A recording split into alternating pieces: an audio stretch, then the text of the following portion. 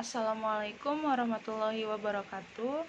Perkenalkan, nama saya Wulan Yulianti Violin, mahasiswi dari Teknik Industri kelas C6. Akan menjelaskan beberapa jawaban soal UTS dari mata kuliah Otomasi Industri. Langsung saja ke soal yang pertama. Bagaimana konsep dari otomasi industri? Konsep teknik otomasi industri ini dilakukan untuk meningkatkan produktivitas dan juga untuk mengurangi biaya yang berhubungan dengan penggunaan tenaga kerja manusia. Contohnya pemasangan piston ke mesin yang dilakukan secara manual memiliki tingkat akurasi kesalahan yang tidak terduga dan cenderung fatal. Dengan begitu, pemanfaatan teknik otomasi industri ini bisa dilakukan untuk menekan angka kesalahan dan juga meningkatkan kualitas produk. Biasanya akan dimulai dari bahan baku yang akan diproduksi, keandalan, dan juga tingkat produksi dalam. Selain itu, adanya teknologi ini juga dapat mengurangi biaya produksi karena tidak perlu membayar seseorang untuk memasang piston secara manual. Bukan hanya itu saja, otomasi industri ini mencangkup penggunaan berbagai peralatan mesin otomatis dalam memproses komponen robot industri, mesin perakitan otomatis, sistem penyimpanan otomatis, sistem penanganan, dan juga sistem pemeriksaan otomatis. Semua hal tersebut diperlukan untuk mengendalikan kualitas dan sistem komputer dalam hal merencanakan, mengumpulkan data, serta dalam mengambil keputusan. Yang kedua, jelaskan rangkaian listrik seri dan paralel beserta kekurangan dan kelebihannya. Rangkaian seri adalah rangkaian listrik yang paling sederhana karena arus listrik mengalir hanya pada satu jalur saja atau disusun secara. Kelebihan rangkaian listrik seri yaitu kuat arus listrik yang mengalir tiap bagian sama. Lalu kemudian lebih sederhana dan membutuhkan kabel penghantar yang lebih sedikit.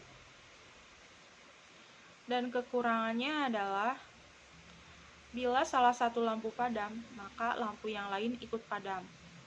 Selanjutnya, saat dipasang beberapa lampu, maka lampu yang lain tidak sama terang.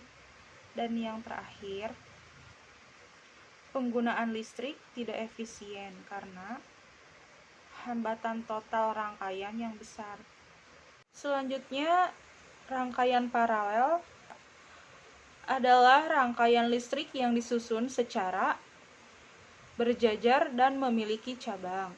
Kelebihannya adalah penggunaan listrik lebih efisien, lalu saat dipasang beberapa lampu, maka nyala lampu lainnya sama terang.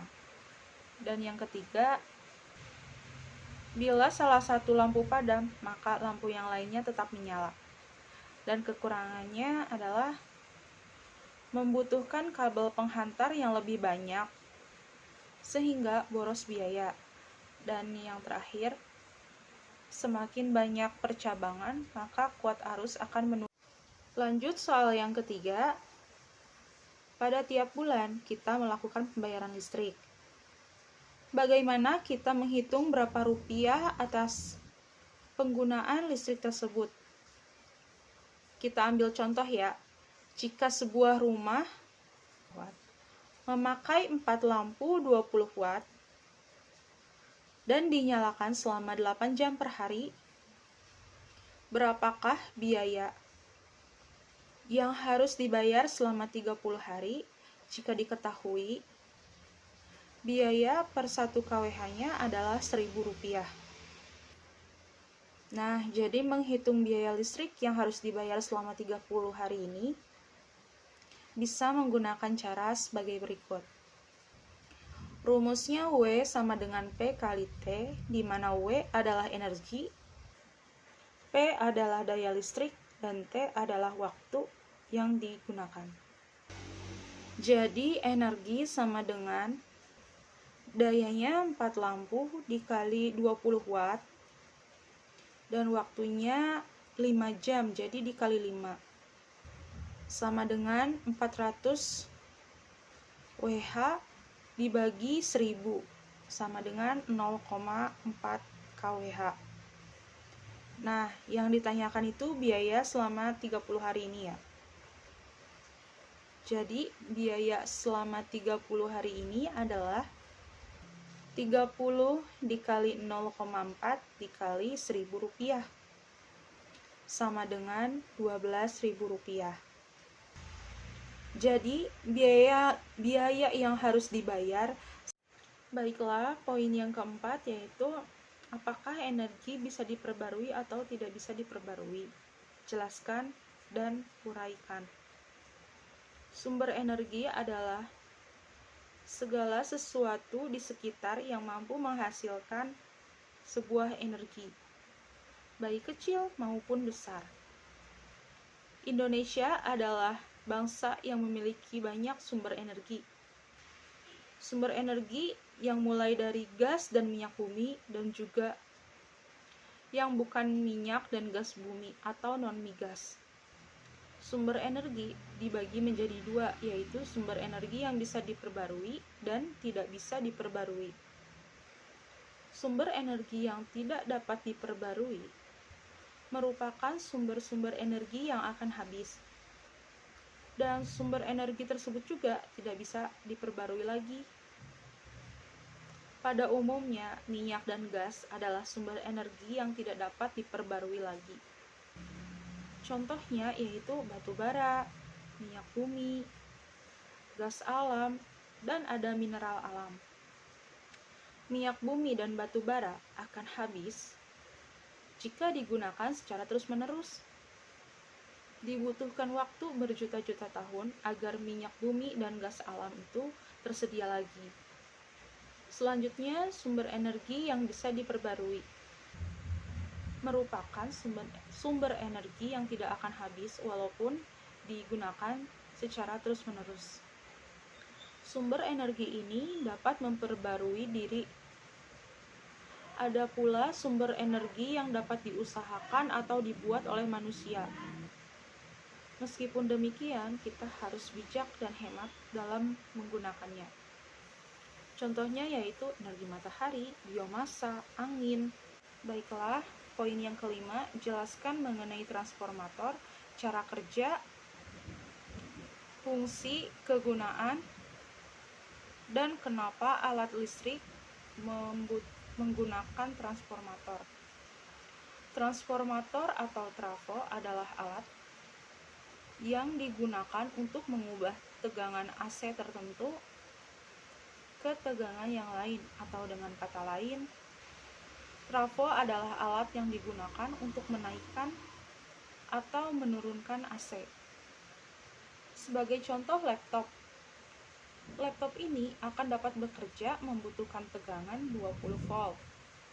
Sedangkan tegangan PLN yang didistribusikan ke rumah-rumah adalah 220 volt. Sehingga tegangan ini harus diturunkan menjadi 20 volt.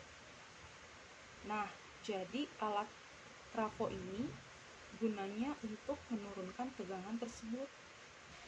Seandainya tidak terpasang trafo, maka tegangan dari PLN sebesar 202 volt ini akan langsung masuk ke laptop. Karena tegangannya jauh lebih besar dari yang dibutuhkan, maka laptop akan langsung rusak. Fungsi trafo adalah yang pertama, rangkaian kontrol. Sama dengan halnya dengan rangkaian motor pabrik, trafo di sini digunakan untuk mengenergis dan mengdienergis kontraktor yang digunakan untuk mematikan dan menghidupkan motor induksi. Yang kedua, rangkaian frekuensi. Dalam dunia radio, trafo ini digunakan untuk mengatur besaran frekuensi yang dihasilkan. Yang ketiga, distribusi dan transmisi listrik. Jarak antara pembangkit listrik dan beban listrik yang digunakan pemakai listrik atau pelanggan relatif terlalu jauh, sehingga mengakibatkan terjadinya drop tegangan. Oleh karena itu, tegangan harus dinaikkan sebelum distribusi. Berdasarkan fungsinya, trafo dibedakan menjadi dua, yaitu trafo step up dan trafo step down. Trafo step up yaitu trafo yang digunakan untuk menaikkan tegangan, di mana tegangan output lebih besar dari tegangan input. Yang kedua, trafo step down yaitu trafo yang digunakan untuk menurunkan tegangan, di mana tegangan keluar atau output lebih kecil daripada tegangan masukan atau input. Kalau kita buka di dalam trafo adalah seperti ini. Ini adalah inti besi yang berbentuk seperti ini. Kemudian ini adalah kumparan primer sebagai input yang memiliki banyak lilitan NP. Dan ini adalah kumparan sekunder yang digunakan sebagai output yang memiliki banyak lilitan NS. Ini simbol dan gambar transformator. Berikutnya cara kerja transformator. Ketika lilitan primer ini dihubungkan dengan arus bolak-balik, maka di lilitannya menimbulkan medan magnet karena arusnya digunakan bolak-balik, maka medan magnetnya pun ikut bolak-balik. Medan magnet yang telah terbentuk ini semakin diperkuat dengan adanya inti besi. Dan inti besi tersebut menghantarkan medan magnet ke lilitan sekunder. Di lilitan sekunder ini medan magnet ikut bolak-balik. Hal ini mengakibatkan timbulnya GGL induksi pada masing-masing lilitan ujung sekunder. Efek dari peristiwa ini dinamakan induktansi timbal balik. Prinsip kerja ini sama dengan induksi elektromagnetik, di mana kesamaan ini terdapat penghubung magnetik. Poin yang keenam, jelaskan konsep dari sistem proteksi otomasi industri. Sistem proteksi adalah koordinasi antara relay dan sirkuit, breaker atau CB, dalam mengamati atau memutuskan gangguan. Proteksi dan automatic tripping circuit breaker atau CB dibutuhkan untuk yang pertama adalah mengisolir peralatan yang terganggu agar bagian-bagian yang lainnya tetap beroperasi seperti biasa. Yang kedua, membatasi kerusakan peralatan akibat panas lebih atau overheating, pengaruh gaya mekanik, atau sebagainya. Banyak hal yang harus dipertimbangkan dalam mempertahankan arus kerja maksimum yang aman. Jika arus bertambah melampaui batas aman yang ditentukan dan tidak ada proteksi, atau jika proteksi tidak memadai atau tidak efektif, maka keadaan tidak akan normal dan akan mengalami kerusakan isolasi. Proteksi harus dapat menghilangkan dengan cepat arus panas yang dapat mengakibatkan panas yang berkelebihan akibat gangguan. Peralatan proteksi selain sikring adalah peralatan yang dibentuk dalam suatu sistem koordinasi relay dan sirkuit breaker atau CB. Peralatan proteksi dipilih berdasarkan kapasitas, arus hubung singkat, breaking. Baiklah, untuk soal yang ketujuh, jelaskan bagaimana cara membaca resistor 6 warna dan berikan contohnya. Kode warna resistor yaitu nilai hambatan yang terkandung pada sebuah resistor. 3 pita pertama menunjukkan nilai resistensinya, pita keempat menunjukkan faktor pengali atau jumlah angka 0 yang digabungkan pita 1, 2, dan 3. Pita kelima menunjukkan nilai toleransi dan pita keenam menunjukkan nilai koefisien suhu. Untuk lebih jelasnya, kita lihat pada tabel di bawah ini. Pada tabel ini terlihat 12 warna dan ada 6 pita. Langsung saja kita ke contoh soalnya. Pita 1 adalah merah, pita 2 adalah kuning, pita 3 adalah hijau, pita 4 adalah merah, pita 5 adalah coklat, dan pita 6 adalah orange.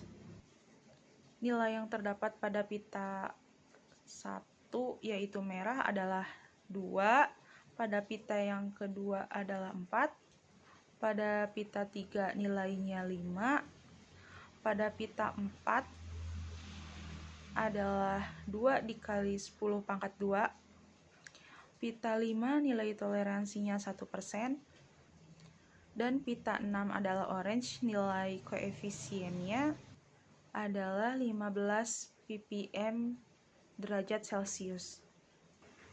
Pita 1, 2, dan 3 itu digabungkan menjadi 2, 4, 5 nilainya dikali pita 4 yaitu 100. Dan 100 itu dari 10 pangkat 2 ya. Sama dengan, dari 24.500 ohm itu kita ubah ke kilo ohm. Jadi dibagi 1000 hasilnya 24,5 ohm dengan nilai toleransinya 1% dan koefisien suhu sebesar 15 ppm derajat Celcius. Sekian penjelasan jawaban dari soal UTS yang dapat saya sampaikan. Kurang lebihnya saya mohon maaf. Billahi taufiq wal hidayah. Wassalamualaikum warahmatullahi wabarakatuh.